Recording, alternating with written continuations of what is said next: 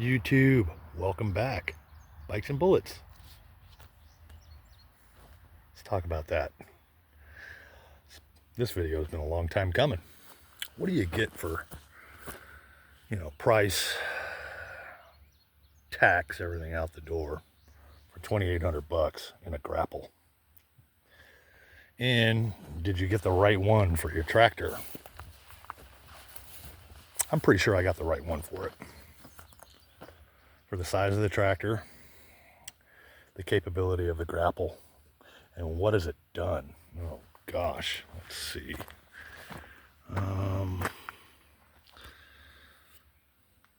That tree pile, huge, and I just added, you can see the green, two big trees, good sized trees, and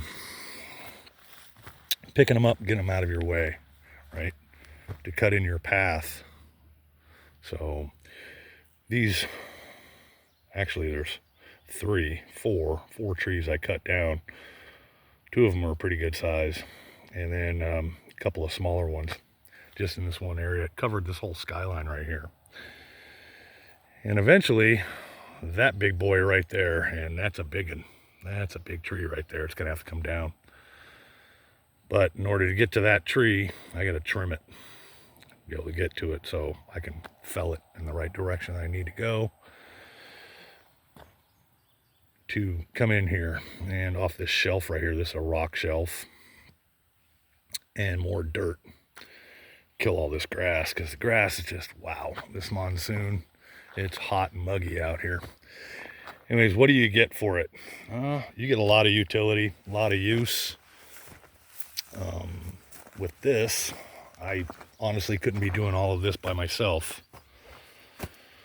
One, without this tractor here, and two, this attachment, this grapple. It's a TerraForce. It's 66 inch, so it's 5.5 feet, right?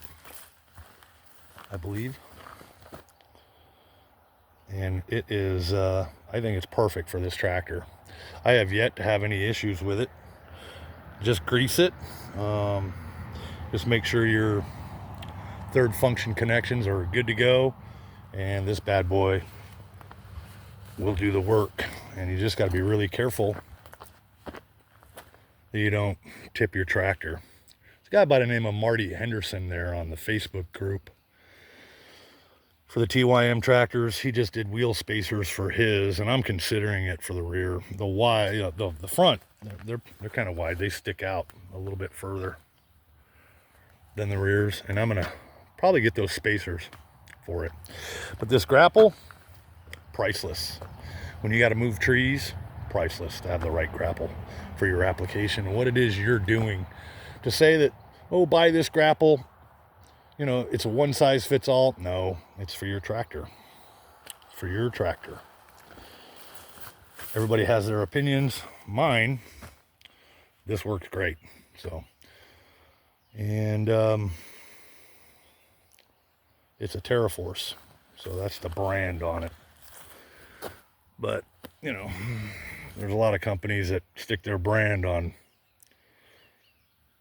all of these out there. A lot of these are the same, yet they have just a different slight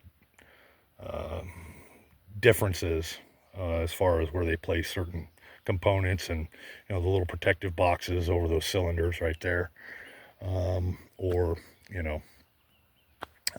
dual jaw, single jaw. Most of the dual jaws that are any worth a dang are the ones that they're completely covered.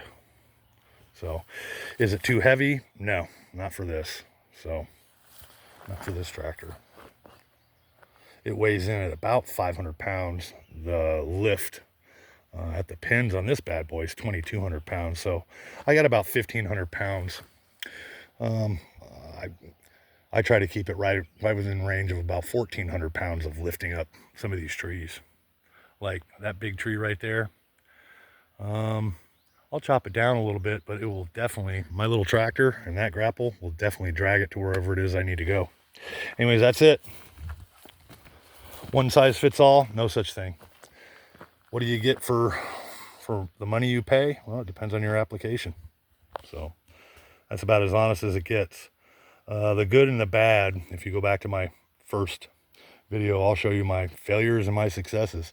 So far, not a lot of failures. Had some close calls, but I haven't tipped the tractor over yet. I mean, I've had it, up on a few wheels, a couple of times, instead of all four planted on the ground. But I might get those spacers. Attachments. Get the right one for you. You're not always getting what you pay for. This sucker's overbuilt. But I've had good luck with it. So there it is. Thanks for watching. Grapple. I'm out.